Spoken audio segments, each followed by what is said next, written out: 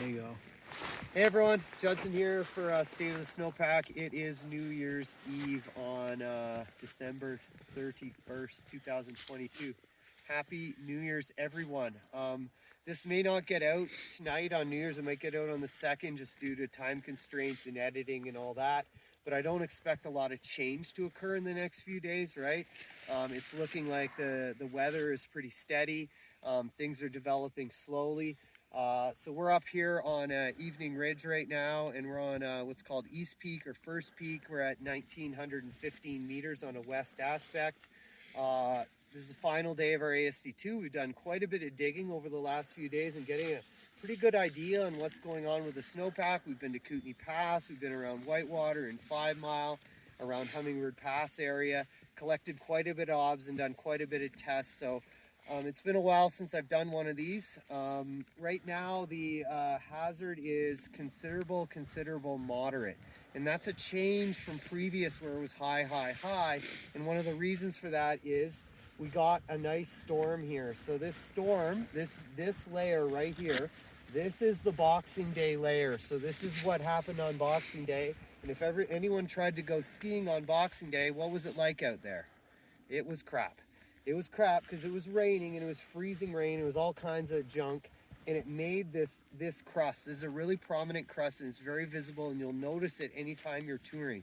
So if you ever want to know how much storm snow came after Boxing Day, right now and for the foreseeable future, all you got to do is take your probe and probe on down to it, and you will feel it. You can feel it with your ski pole as well. It's anywhere between 40 and 65 centimeters down. Today was the first day in the forecast that they dropped the storm slab problem as an avalanche problem, right? So yesterday they were talking about storm slabs and persistent slabs. Now in the bulletin, they're only talking about persistent slabs. However, I will caution you about this. We are getting results here and there on this layer. It was producing in test results a couple days ago, not so much anymore. Traveling up here, doing lots of kicks on steep convex rolls, lots of unsupported stuff, not getting too much on here, but there are layers still popping up here and there just above this crust. Crust is anywhere from 2 to 5 centimeters thick. It is hard. I cannot put my hand into it. That is a bomber rock solid crust. And then when we go under the crust, here's where our problems start in the snowpack. So there's a number of persistent weak layers. There's a mid-December surface hoar layer. There's one that also formed just before Christmas, and then there was one on December 5th. In this pit, there's only one of them showing up, and I kind of marked it in the snow for you here. There's a layer of surface hoar. I think it's the December 17th. Regardless, we have nice solid snow sitting over top of it, so it's really hardened and stiffened right up. Big change from pre-Christmas when it was, the whole snowpack was unconsolidated, blower pow everywhere. Now the whole thing is just stiffened right up, and you can just push. You can see it's like pencil hardness going down into this layer. However, there have been avalanches, even though it's nice and stiff and we have this crust. Believe it or not, we're still getting avalanches on this surface hoar layer. A couple days ago, there was remotes going off on it. There's been remotes in Kootenay Range, off in the Boningtons, even in the Whitewater Backcountry. A couple of days ago, there was a remote avalanche on one of these layers that is underneath. So still, we do not have a lot of trust in these layers, even with this crust. So, you know, a lot of people think, oh, you got a big crust, it's totally bridged the snowpack, it's all good to go.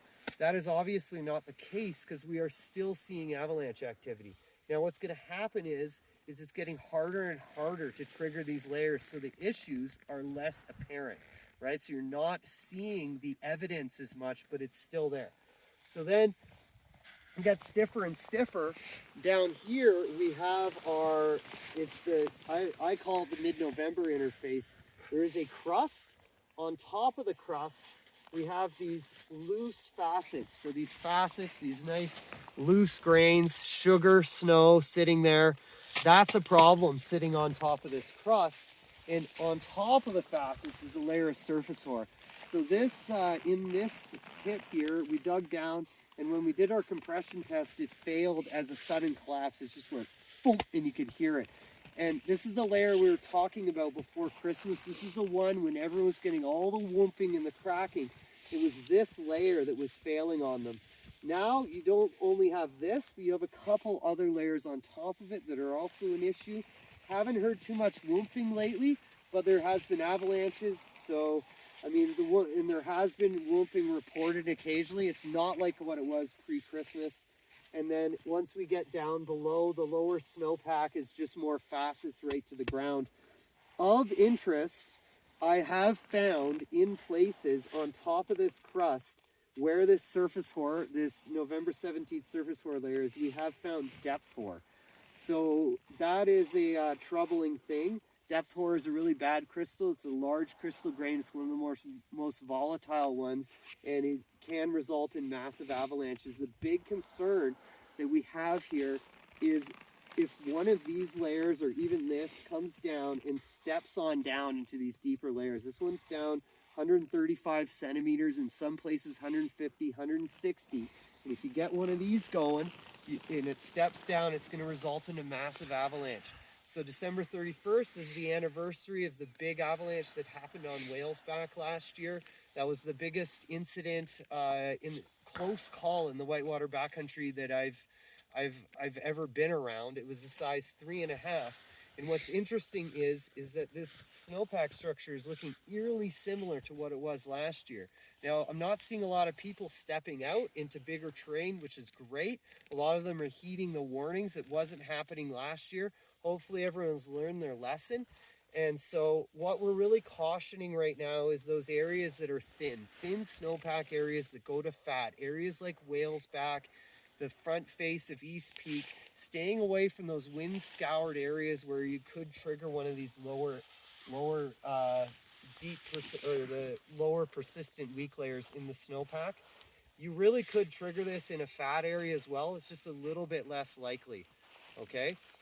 So we are finding great skiing and riding. It's excellent out there. We have had an awesome 4 days here finding lower protected areas that have less slope angle on them than 35 degrees. The travel is excellent. The riding is excellent.